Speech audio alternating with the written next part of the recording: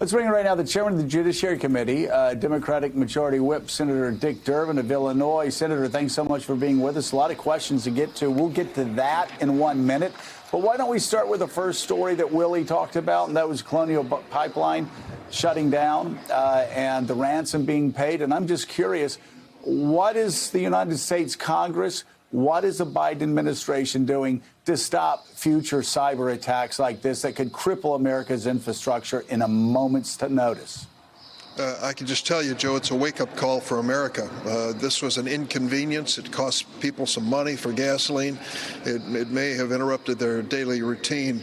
It could have been dramatically worse, and we better take it seriously. If these companies believe they have to pay these ransoms or else, this is going to happen again and again and again. First off, we've got to get the companies to come forward and tell us when they've been hacked. I can remember we started this conversation years ago, and the Chamber of Commerce and the leaders in the business community said, no, that's bad publicity for our company. Baloney. We've got to know about this so we can respond to it. And I think that's the first step. Secondly, we've got to put defenses in place available to the private sector and the public sector to protect ourselves. And believe me, it's an ongoing challenge. Yeah, and we need that defense, the defense against these cyber attacks. We also need for retribution and justice to be swift. How do we go after bad actors like this who commit an act of war against the United States by going after its infrastructure? You know, when you look back in just recent history, the many times that we have charged Russians with wrongdoing, dealing with political issues in our country, and this situation, which appears to be Russian-inspired as well, the honest answer is we don't have a really good, facile, easy way to deal with prosecution of people in other countries unless there's cooperation by those countries. We're certainly not going to get that from Vladimir Putin. Yeah.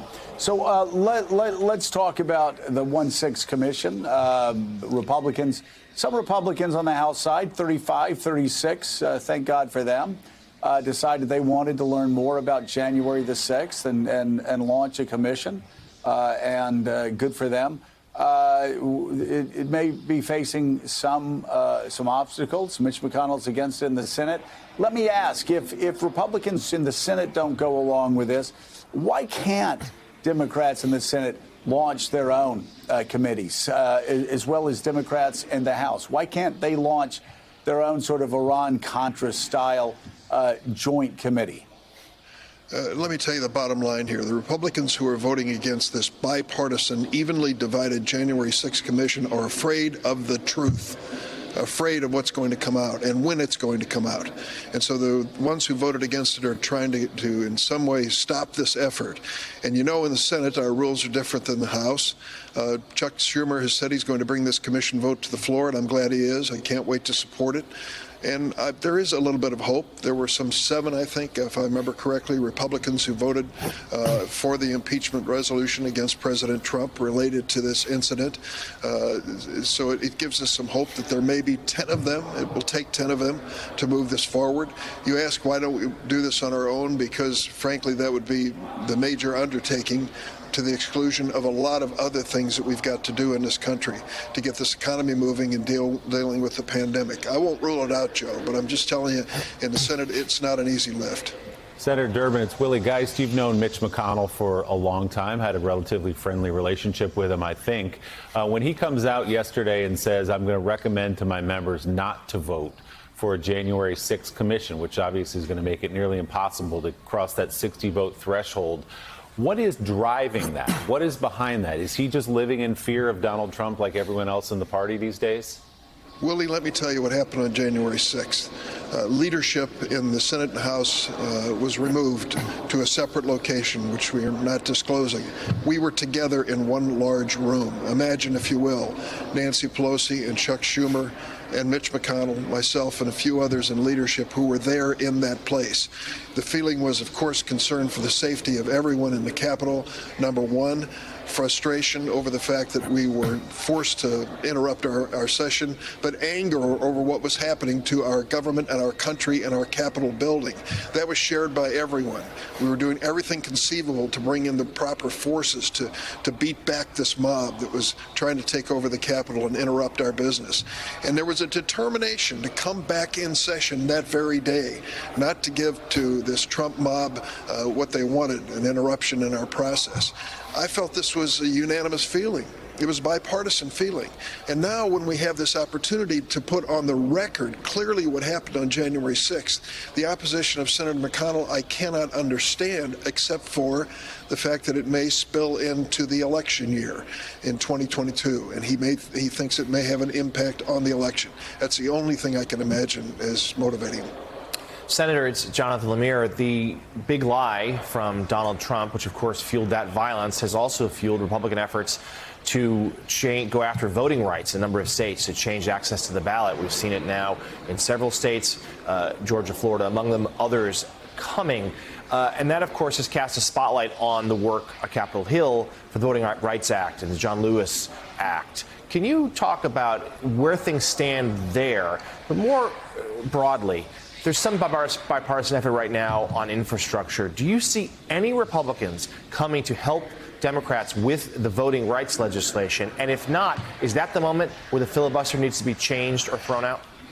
There are two measures underway, as you know. On the Rules Committee, it's S1. That is critically important because it establishes minimal standards across the United States of America for the availability of those eligible to vote. And we know that in 20 states or more, they're changing the laws and making it more difficult for people to vote. After an historic turnout in many states in this presidential election, after dramatic returns coming in from areas that we haven't seen before, the Republicans are trying in state legislatures to limit opportunities to vote. That's the bottom line. They can't beat the demographics of America, so they want to push back against the voters and make it more difficult for them to vote. So that's a reality. Now, when it comes to the John Lewis Act, that is a part of pre-clearance of state decisions on drawing boundaries and such. They're two different worlds. We need both of them. We need the activity with S1 and the Rules Committee, and we certainly need our actions in the Judiciary Committee. Your bottom line question, will a Republican join us? I am hopeful that we can bring some to our side on the John Lewis Act. I can't speak to the other issue that's in the Rules Committee. So, Senator, since we've gotten on the air, Israel has, according to the Associated Press, Israel has again unleashed a wave of airstrikes across Gaza. What would you say to Prime Minister Netanyahu? What would you say, not sure they'd listen, but to the leaders of Hamas about the importance of a ceasefire for the people, not only in the Palestinian territories, but also for the people of Israel? 28 of us signed a letter just a week ago that John Ossoff started calling for this ceasefire. I was glad to join it. I can't understand why there weren't more, even Democrats, who joined on to a call for a mutual ceasefire to put an end to the death and killing that's going on in this situation. And let me tell you, there's two things I'd like to make very clear. First, I couldn't disagree more with the policies of Bibi Netanyahu when it comes to the treatment of Palestinians and the establishment of settlements. I think the two-state solution is the only realistic future in that part of the world, and the abandonment of that approach by Netanyahu and his followers, I don't believe is constructive, and I think has added to the tension and stress between Israel and the Palestinians. That's the reality, and I am certainly not going to endorse Netanyahu. Now, let me add very quickly, I made a commitment early in my career that I'm standing by. I am going to support the survival of Israel. Those who want to cut back on the protective missiles and such that they need, I don't join in that. They live in a very dangerous neighborhood. Although I wholeheartedly disagree with the Netanyahu policy, I am going to stand by my commitment to the survival of Israel. Senator, final question. You're going to be holding a hearing on judicial nominees. What do you hope to accomplish? We have 5 of them. They're really excellent. We had a full hearing, 2 for the circuit and 3 for district court judges. They're the first of the Biden administration. All of them found well qualified by the American Bar Association, handled themselves professionally in our hearing, and I'm hoping that we can get approval in the Judiciary Committee this morning. Any concerns that Republicans are going to vote en masse against these judicial nominees, or is there hope? Let me be more optimistic. Let me state it more optimistically. Is there hope we can return to the days when qualified judicial nominees get the overwhelming majority of votes from United States senators? Well, I'm hoping so. I think the country's looking for that. And it's up to the Biden administration to give us well-qualified people whom Republicans can feel confident that they can vote for.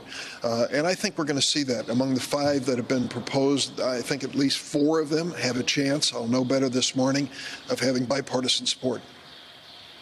That'd be fantastic, not only for them, but for the country. Senator Dick Durbin, as always, we greatly appreciate you being with us. Thanks so much. Thanks, Joe.